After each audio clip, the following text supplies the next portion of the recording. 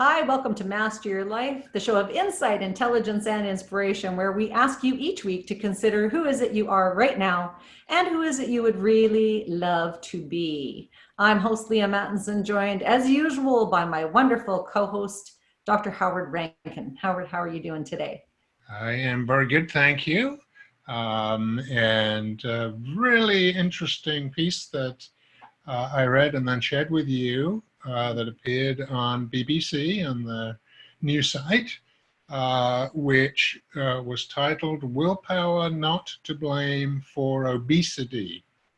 And it described a study done by psychologists and promoted by the British Psychological Society, which basically said willpower really has got nothing to do with the obesity problem. And we both have a lot of issues with the way that is presented and the way that is stated, and what does the data really mean, and what is the implication of framing it this way. And I know you had a pretty visceral reaction to the piece. So why don't we get that out first and foremost? But again, this is very important because it's the media, a very respected media, influencing potentially millions and millions of people about the way they think about maybe their number one health issue, let alone health issues in general. Yeah. Yes, so I had a huge reaction to this because I just went, what the hell? Oh my God, are you kidding me? Are you kidding me? This is such a bunch of baloney. And so my dear 40,000 plus listeners who are listening to this show every single week, looking actually for insight, inspiration, and intelligence in the area of health and wellness, I want you to understand that this is such an abomination to people and humanity. All joking aside, it is an absolute abomination to tell people that they do not have control over their wellness. And it's a crime, actually. It's an absolute crime to say this kind of fodder, which is, if anyone wants to look up that word, go right ahead and get a little bit more education. But it is total. I was so disgusted by what I read in that article, because, we are right now living in a really critical time where people are dying of being overweight.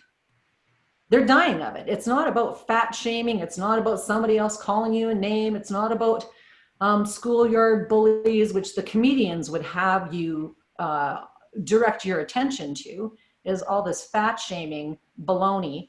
If you wake up in the morning and you're fat, you look at yourself and go, geez, I don't feel good in this skin. It doesn't require somebody else to actually poke fun at you, ridicule you, reject you. None of that's required because you're doing it to yourself every single day. So this whole external focus that somebody else doing something to you is causing you to have this big health issue, it is a crime, because it's taking away your power to do anything about it. And people will go, well, do you actually have any right, Leah, to say anything about this? And I think I do. Well, certainly reading between the lines, I think part of this was sort of political correctness against, we're not shaming people, we're not doing it, it's not. But part of that is then to feel you can't say, somehow people are responsible for their behavior.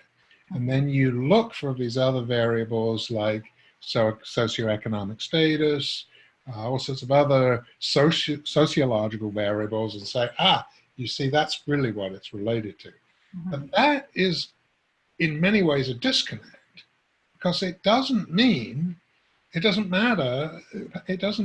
might be more vulnerable if you are in an SES class. But the fact of the matter is, first of all, they did not, as far as I'm aware, measure people's self-control.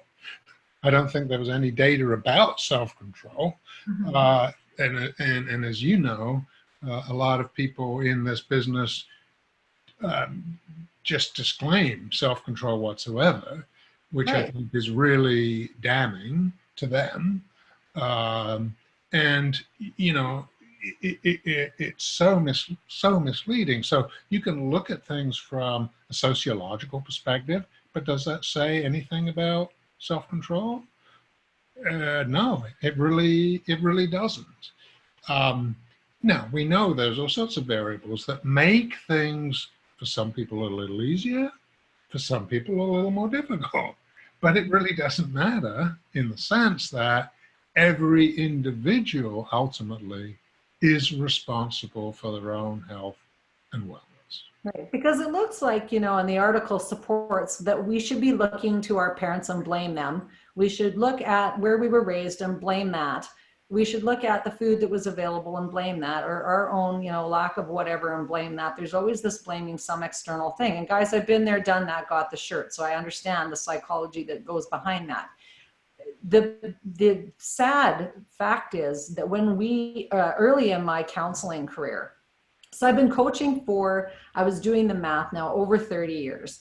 And in that time, there was some twin studies done about people who were raised in really horrific conditions. And so let's say brothers that then were tracked into adulthood, who'd been like emotionally abused, had been really severely neglected, had been sexually abused by the same offenders, so all living in the same house. And one of the brothers, so this is one case study. One of the brothers was a lawyer and the other was a bum living on the street. And the interviewer asked the question of each of these gentlemen, so why is it that you ended up this way? And surprise, surprise, they both had the same answer. Well, look at where I grew up. How would you expect me to turn out? Mm-hmm. And so this is the point I want to make here, is that this is not a one-time only, those two guys in that environment. This is all throughout human history, that people grow up in abysmal circumstances and turn out with rock star lives. And I won't even use the term rock star because I don't know that I think that's a great lifestyle, but they have good lives. They have satisfying lives. They're happy, they're healthy, they're well, they're contributing members of society. They feel good in their skin. And there's also people who grow up in great homes with all of the advantage you could possibly imagine that turn into people who are making bad choices all the time.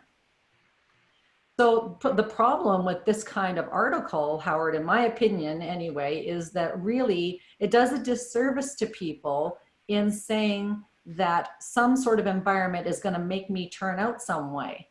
It forecasts and does this fortune telling of, oh, my life is going to be crap because I grew up with all these circumstances, or I'm not going to have a good advantage, or I'm doing a shitty job of parenting because I actually can't provide all this stuff that the article says my family needs in order for us to all be well. So you can't win.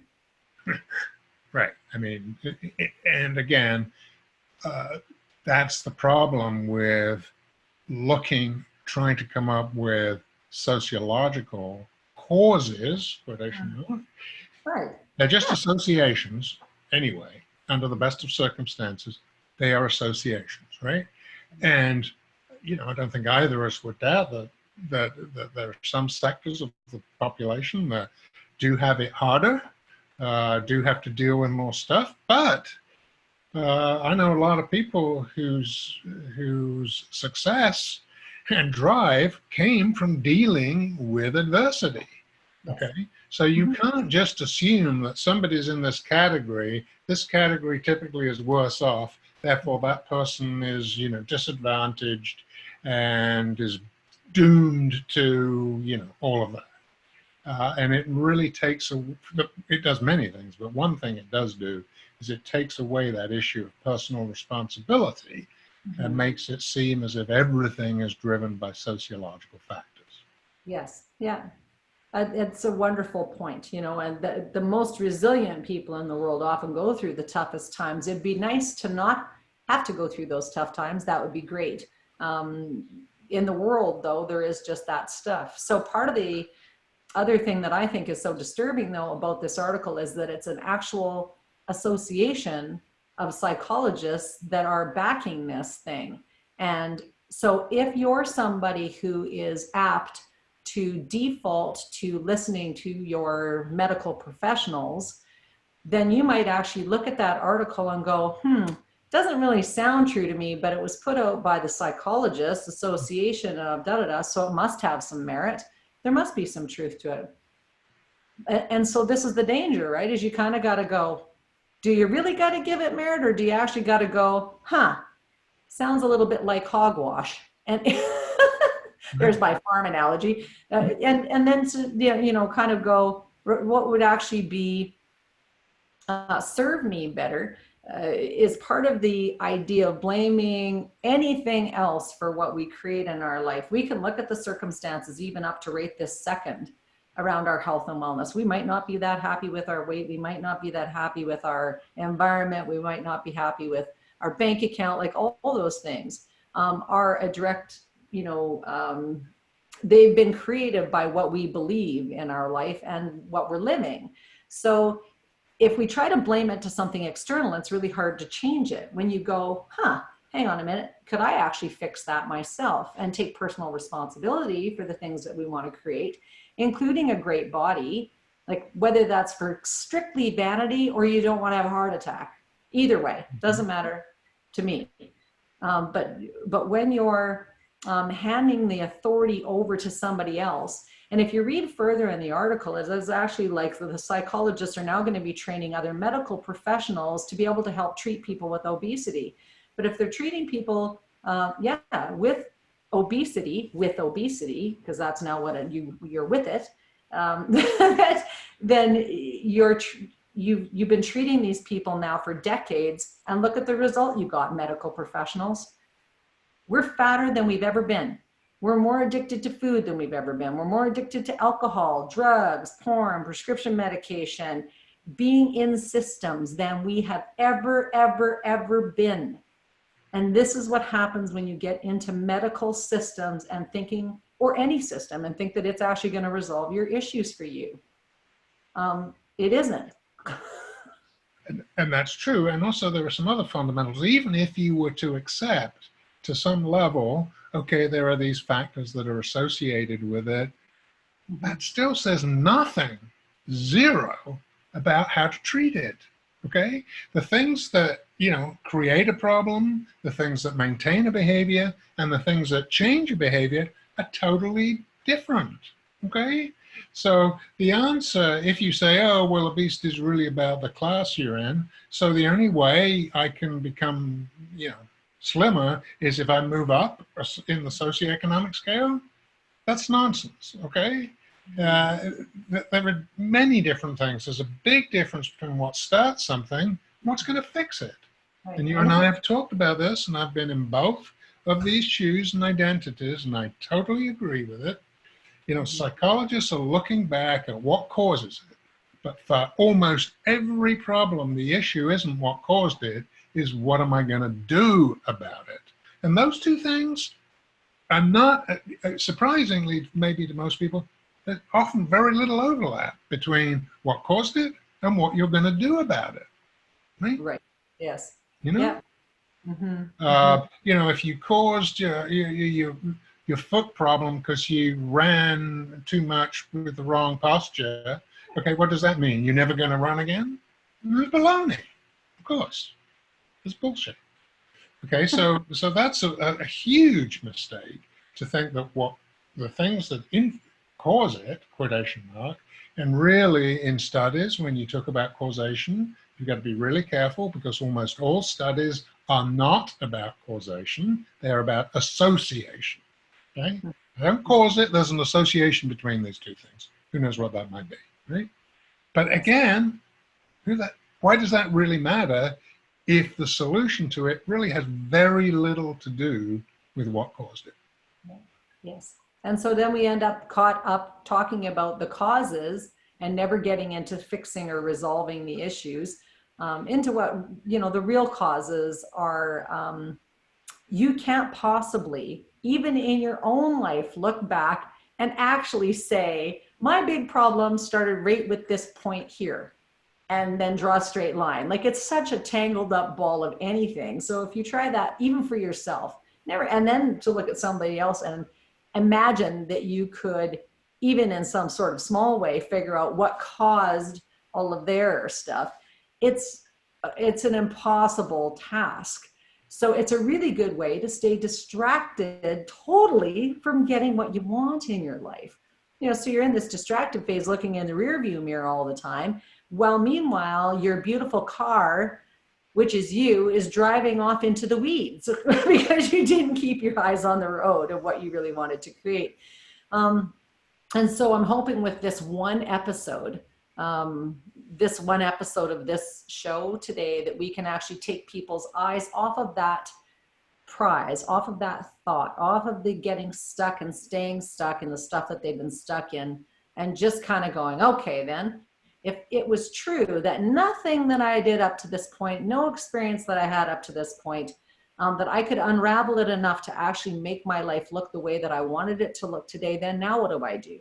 Now what I do? And then people who are listening to Master Your Life are really here for, wellness, health, feeling better, feeling emotionally better, stronger, more in control, having more peace in their life. What would be the things that you would be able to do, or what could you do?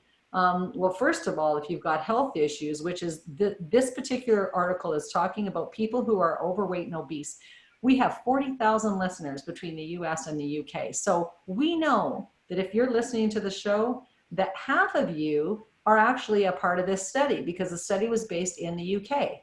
So 2/3 of the adult population in the UK is lumped into this mass of people who are dealing with overweight and obesity. 2/3. That's a very, very high amount. So it's pretty safe to assume that a lot of you who are listening to the show might be struggling with this particular issue. That you might have been going up to this point, oh my God, I keep listening every week, hoping I'm going to figure out how to actually get out of this health problem.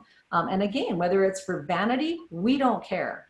Or if it's for brain health, we don't care. Or if it's because you want to not be laying on the surgeon's table. We don't care what your motivation is. I have often said that my motivation was having a really great brain. Like when I got my neurological status 12 years ago, and it was like I was going to be really sick with a debilitating illness, genetic illness, which is also referred to in this article, which just made me roll my eyes right into the back of my head. Good thing they've come back now to the front. But, it's just like I'm going to be healthy because I don't want my brain to be functioning offside. But the side effect has been a really great body, right? Really great energy.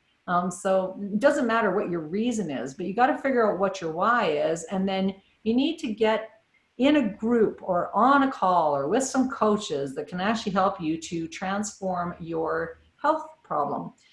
And just to, again, press on why it's so important, the right coaches and world-class support is because when we quote this kind of article to you, I want you to understand the source, where this kind of stuff is coming from. And when you're sitting there with a health problem and you're trying to go to somebody for coaching around that health problem, and this is actually their belief, the belief that you are a victim, the belief that you're stuck in your muck, that you're never going to get out, that it's going to be your lifelong problem, that you don't have any willpower, that you can't possibly get it, that you're going to need to see a variety of medical professionals for your entire life, you're never going to have it figured out. This is why people don't transform, because they believe it has to be hard, and it is absolutely not even within their ability, it's a crime. That is not true. It's absolutely not true. So you need to get on the phone. You need to get on a calendar with us. Come to our closed Facebook group, Health on Command. Find your seat there. You guys know how to get a hold of Howard and I. We have lots of ways through social media. So it's your responsibility to put your hand up and go, I want to be in control of my health and wellness. I need to have great mentors to do that, because the current environment around me culturally is that I am a victim and I'm going to be stuck here for the rest of my life.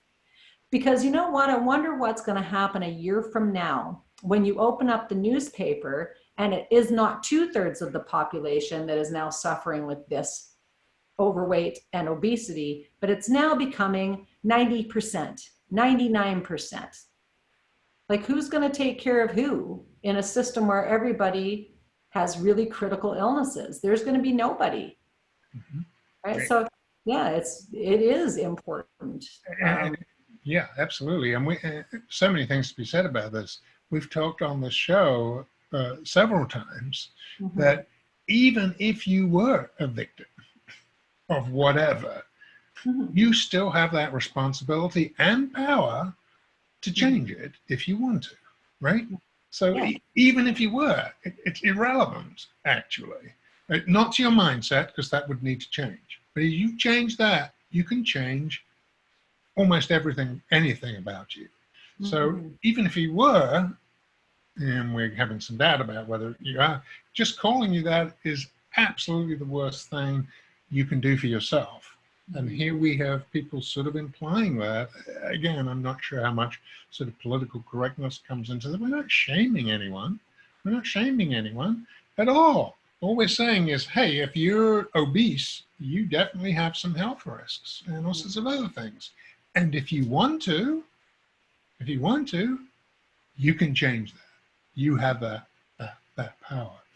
Now, interestingly, we're talking about psychology and self-control, and one of the best well-known studies in this area came from the 1970s. Walt Mischel at Stanford, the famous experiment where he was working with elementary school kids, young kids, and they were invited into the room and they were told, you can have a cookie right now, or you can wait 10 minutes and you can have two.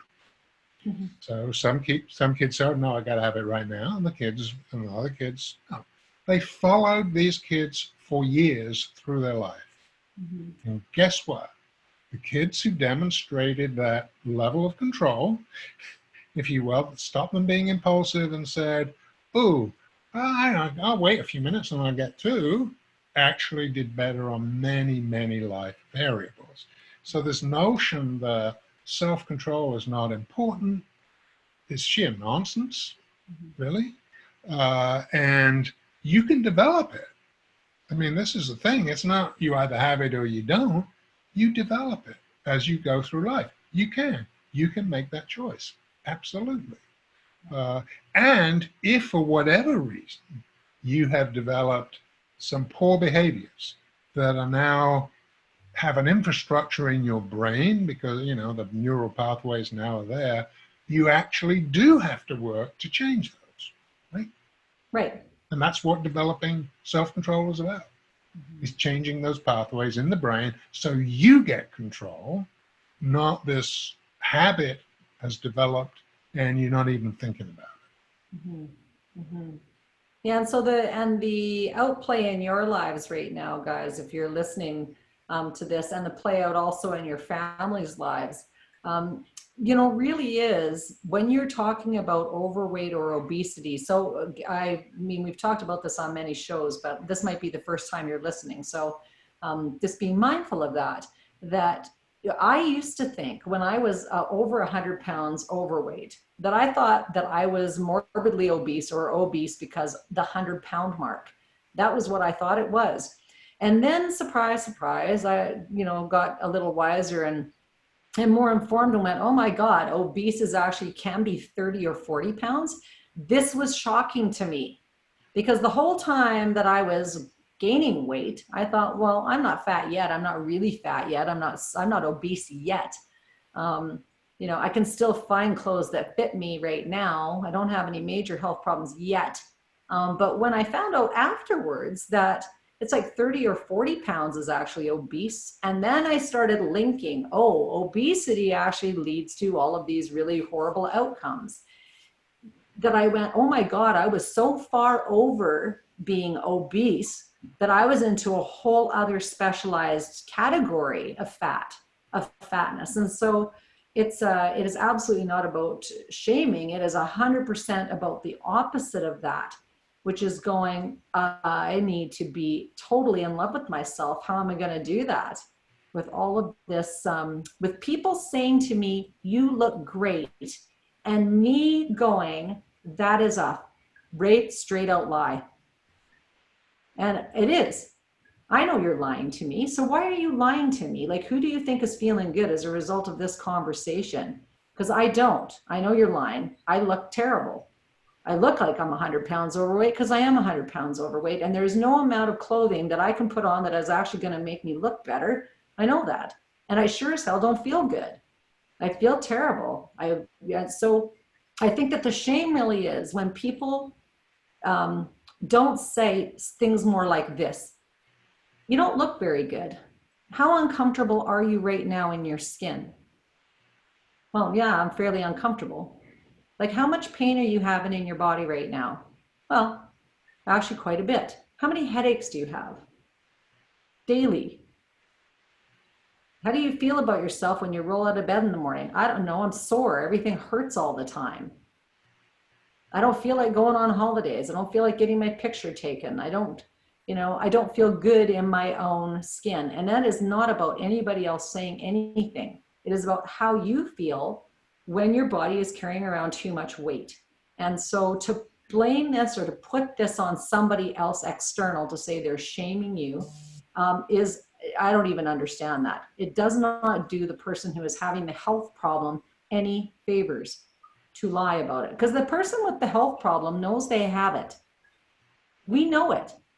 If you're an addict, like quote unquote, if you've got a drinking problem and you've been drinking for 20 days straight and you know your liver is feeling terrible and you feel like crap, it doesn't do anyone any favors to you to say, you look great. You go, no, I know I'm green. It's like, I know the color of my skin has changed. I know my liver isn't functioning. So when you say you look great though to people, in our attempt to, I don't know, massage people's feelings or make us feel good, we're just sending them quicker to the grave. And is that actually what a loving person does to other people? No, no. No. I mean, you don't have to be mean and harsh, but you do need to be authentic if you're going to empower people, right? Yes. If you're really going to empower them, and we've talked about this before, where is compassion and where is codependency? Mm-hmm. Compassion, you might feel for somebody, you might see they're struggling with their health, you might want to help them. Mm-hmm. But that really is about empowering and inspiring them, not deceiving them and being inauthentic just because. Mm-hmm. Yeah. Yeah, Yep. absolutely. So, and again, that's why it's important that people enroll in programs where people have got transformational results over a long period of time, and they've achieved the results that they want to achieve, have achieved the results that the participant wants to achieve. Because if you're enrolling in programs or you've got a shelf full of self-help books and none of them have helped you, there's a reason. There's a reason for that, right? So it's kind of going, well, how do I get what I want? How do I really get what I want? You've got to get your skin in the game of your life. Nobody else can play in your body. It's like telling somebody, oh, I went on a trip to Brazil and I'm going to tell you all about it. And they show you the pictures and you go, wow, the pictures are beautiful. You didn't go to Brazil. You looked at some pictures. Like, if you want to have a good, healthy body and a good life, you have got to be the one to want to take the journey, to want to do the trip. You got to figure out your why. Like, why do you want to be well? Why does it matter if everybody is obese? Why does it matter if people are overweight? Like, why does it actually matter? Really? Who cares? Yeah. Well, quality of life, the health cost to the society is astronomical, you Mm-hmm. know.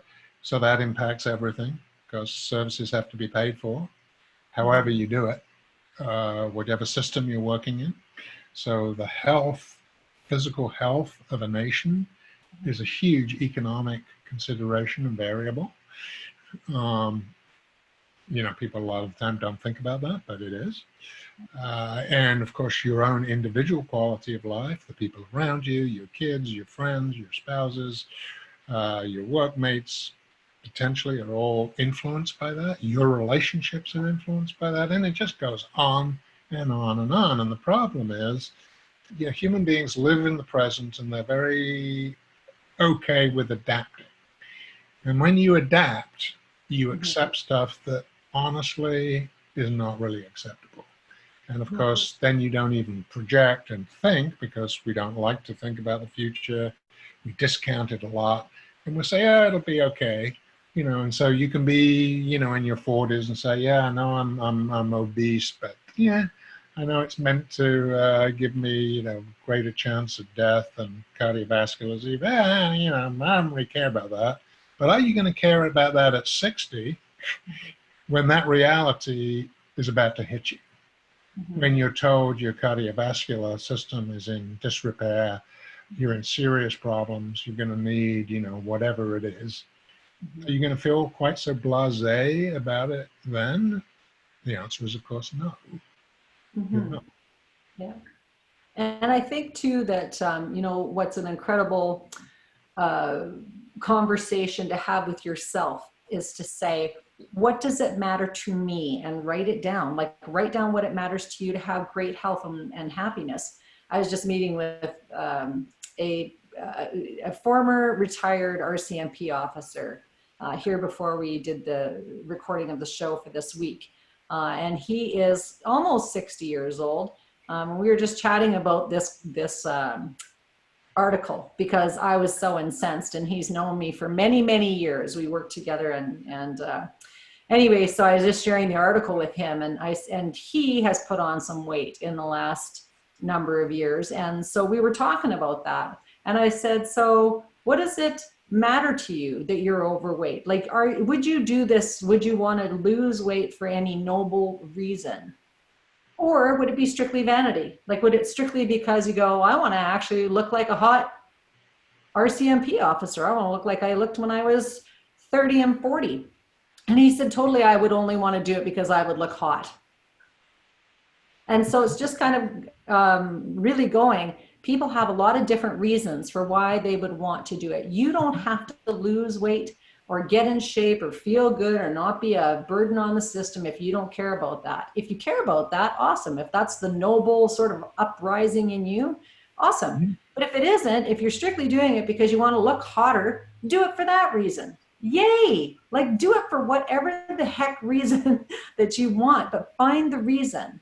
So whether it's that you don't want to pass a health legacy on to your children, that you don't want them to be diabetic and blind and lose limbs, that you don't want them to be dealing with chronic autoimmune stuff, that you don't want them to be dealing with disordered eating, whatever it is that you don't want. If that's your catalyst, awesome. But if your catalyst is simply that you want to rock a pair of jeans, and when you are riding your Harley, you look great, like, honestly, that's great too, because the result is still the same, is that you still get in great shape, you're feeling good, and guess what happens when the world has a whole bunch of people who feel good? Like, there's flow. People are more in love with themselves. It's calmer in the streets. There is more peace amongst people when there is harmony in your own body. Yeah, for sure. For sure, yeah. And it's easy when one is talking in generalities to talk about big concepts and, the economic cost and all of this stuff. But again, we got to drill down to the individual level in the same way we were talking about causation. You got to drill down to the individual level, and whatever it is that moves you in the right direction, that's what moves you, and that's great as long as it's the right direction. And that's very important to understand. You don't have to do it for some noble cause. You might just do it because you want to look better, and that's perfectly acceptable. Yeah, it's still the hero's journey. It still Yeah. is a hero's journey for you to claim your body back. It doesn't have to be for Right. something altruistic reason. And that's awesome too. If it evolves to that, it does not need to be. So the stepping away from learned helplessness, which is really what we were talking about at the beginning of this article, and accepting learned helplessness as, the state of how you're going to continue your life. If you are sitting here listening today going, man, you know what, I'm at a crossroads in my health and I don't want to feel like this anymore, I want to feel great, then reach out to us again. Health on Command, our closed Facebook group, ask to be a member. That's where you get all the good juicy stuff of what's going on. And the second thing is you can reach out to Howard or I. I'm Leah Mattinson at gmail.com. Howard, your email is Dr. H. Rankin at gmail.com. You can, of course, find all of our stuff on UK Health Radio's social media links, but don't wait to reach out to us. Get on that Health on Command page and private message us. I have a calendar there that you can book an appointment with me. So appointment times are clear and present, close timings. You don't have to wait for weeks on end because we have our calendar open right now. We're enrolling for our new Health on Command program the next upcoming month. So if you want to be in that, then get on a call with us, and so that we can dial in really into what's going on in your health and wellness. What is it you want? Just like we start up the show. Where is it you are right now? Where is it you want to be? How do we help you get through that gap and claim back your health and wellness? It's everybody's human right to be well. Yeah, it absolutely is. And again, I think this is something that people don't grasp. They don't see it. A lot of them don't believe it. They don't believe that they can. And they have totally the wrong mindset, brought about by all sorts of factors. But we know, and a huge part of this is the ability to regain that control of your life. Mm-hmm. You have that ability to do that. And it's really difficult. It may be difficult, it may not be difficult, but you can't, the one thing's for sure, you can't do it if you have that mindset is, it's somebody else's problem, it's not my fault, there's nothing I can do, because that simply isn't true. Right. And also the I don't know how. Yeah, I don't know how is the other one. And so the whole, imagine that Howard and I are standing on the boat and we're throwing out life preservers to you, 40,000 people every week. Say, hey, let us help you. You are the one who has to decide whether or not to grab the life preserver, and we can pull you in then. But we can't do it if you're not going to grab the life preserver, right, guys? So you've got to be the one to do that. Yeah, absolutely. Oh, okay. Yeah. And so, yeah, and this is really, really critical because, again, nobody can do this for you if you do not have the right mindset. It's just not going to happen. And so much of what I saw in behavioral change when I was working in that field was just looking at it as behavior change in a sort of rather neutral scientific way hasn't really revealed any results, or not very good ones. Okay, this is not just about, oh, I got to tweak my behavior here and tweak it there. As Leah rightly says, it is about transformation. It's about transformation.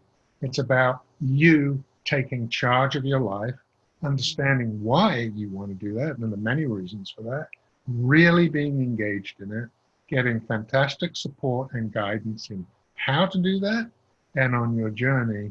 And then that's how you change.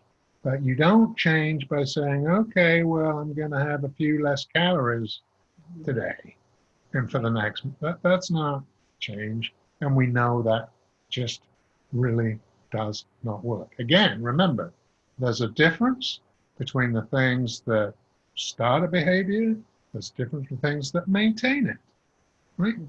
So, hey, you might say, oh, I'm going to cut 500 calories a day for the next month. Yeah, you might lose a little bit of weight, but you really probably haven't done anything else other than that. And it's not robust enough. That change is not robust enough so that any circumstance can come along and bang, you're exactly back to where you were. Mm-hmm. Yeah, and I think that that's a really good point, Howard, because so many of the weight loss organizations worldwide really don't know how to lose weight and keep it off. They don't actually know how to transform. They don't know how to change people. They don't know how to teach people how to change themselves long term successfully so that they can maintain. So people experience so much gain and loss, gain and loss, gain and loss, and really they don't have the They just don't have the skills, honestly, within these programs to actually be able to give people the information, the wisdom, and the leadership to be able to implement and embody the change, which is the big deal. So what's that mean, the embodiment idea? Well, when you look at coaches or you look at people who are trying to tell you to do anything in your life, don't you love the saying, you know, that people are walking their talk, or practice what you preach? So those are things that we say because we know it's hypocritical when we look at somebody and go, gee, they just told me about losing weight and that I ought to do that, but they're 50 pounds overweight themselves. And they have been up and down in weight for the past 30 years. Or, you know, somebody giving you business advice when you are, you know, they've been, you know, dealing with their own financial issues for the past 20 years or 5 years or whatever it is, right? But we're kind of dummied down into buying into the groupthink of things. So if like 5 million people belong to a specific organization that is to do with weight loss, then doesn't that mean it's good? Isn't the actual just social proof of the number of people that are involved in that thing mean that it's good? Well, I'm going to challenge you to use your thinker a little bit more. Does it mean it's good? Right. Yeah. What about all the 300 million other people who aren't involved in it, right? And the problem is, you know, for big programs, general advice, hopefully as you're listening to this, you realize how individualized this is. Of course, there are some key principles, but how they are adapted, how they are used, how they're reinforced becomes very individual. And that's what we focus on in our program. Yeah, we understand what moves transformation, but we make it relevant to you so that you can get motivated, understand it, and totally get engaged in it, because that's what you need to do, right? Rather than just playing with it. Yeah, and there's a big difference between understanding something and embodying it. No question. And so this is my point, I guess, with the big weight loss companies, is a lot of them haven't embodied it at all. They're still carrying around the extra weight that they've been carrying around for the past 20, 30, 50 years, lots of them. And so when you go, I want to follow somebody or learn from somebody and embody what they're teaching, because I can see the embodiment of it is real. It's not smoke and mirrors. Like you're not changing what you're doing from week to week and still not getting a result. You're not changing thing decade to get decade and, you know, making yourself more sick through either, you know, poor diet or hard workouts at the gym that make your body all break down and all this other, you know, kind of crazy things. That like an embodiment of a person who's really well, what do they look like? Like, do you think about when you think about having a health coach, do you think about what they look like? Do you think about their energy? Do you think about their enthusiasm? Do you think about their vibe? Or do you go to the gym and pick a health coach that looks as if they need a health coach? Which is typically what we do. It's completely crazy. So in business, guys, if you're business owners or you're managers of a business, you would never do that. You would never in a million years do that. You would not hire somebody who is running a 6-figure business to help you to build your 7-figure business. That just doesn't make any sense at all. None. And yet we do it with our health and wellness all the time. We go to doctors who are smoking. We go to psychiatrists who are taking more medication than the patients. We go to psychologists who are injecting themselves at the, you know, dinner table with insulin, you know, type 2. And so these are real life examples. You guys know it because it's true. Like you just go, oh my God, yeah. And so we're just mind boggling to me is like, I just go, honest to God, I would not go to that person for business advice. And so if you're choosing health coaches, pick somebody who's healthy. Pick somebody who's been healthy for a long time and find out from every minute that you can, dig into what they're doing. Ask questions. But you need to be, the thing about free advice is it's exactly that. It's free and most people don't take it anyway. So when you get on the call with us, we're going to talk to you about, what's really going on in your health. We're going to ask you some hard questions, like how long have you been dealing with and what else is it affecting? But those questions are actually going to allow you to open up your heart, really your heart, about what else is going on, what else is it affecting, and you're going to have a safe place to land in these conversations because we truly authentically care about you being robustly well, vibrantly well, having a great life. I woke up with my grandkids. I'm babysitting this week, and I woke up with the grandkids this morning and just went, I am so glad that I can pick them up, love them up. I'm up before they are. I'm doing my thing. I have breakfast ready for them. It's like they're coming in the kitchen happy. And I would not be doing that, guys, if I 20 years ago had not made some really different decisions. And so the only thing I can say to you is really, I am not a unicorn. You can learn to do exactly what I've done, and you can do it for a long period of time, and it doesn't have to be hard and horrible and horrific and awful and torturous at all. Not at all. And then you can enjoy this really vibrant vitality that has like no ends to what you can do with it. So I did that at 30. So if you're 30 and listening to this show, what's that going to affect for you? Maybe you're trying to have a baby right now. Maybe you're trying to improve your fertility. Maybe you're trying to attract somebody in your life that's really awesome, or opportunities in your career. Maybe you're trying to run a business. You need to have energy for all of those things. Maybe you're in your 40s and you're looking for, it's like what's the result that you want to have? Do you want to rekindle your love life with your husband? Have you had a few babies? Are you a dude who's trying to attract a really good looking mate? In your 40s, that's what you're doing. A lot of men are looking at their virility in their 40s. That's when sometimes you guys are just starting to have children. So thinking about how things are going in your procreation category. Are you procreating with the body that you really want to be procreating with? Because if you're not, then get on a call. Like if you're in your 50s, do you want to not be suffering through menopause? Because guess what? You don't have to. There's just so many things that are completely different if your body feels good, and for men also. So with that, please join us, our closed Facebook group. We're passionate about helping you to get your wellness back. And if we can't help you, we will direct you somewhere that can. So please get on that closed Facebook group, get a hold of us through our private messenger. That's the quickest way, or get on the calendar for a call. And we look forward to speaking with you. Love you all. Hope you have a great week. Mind your mind. Take care, guys. Bye for now.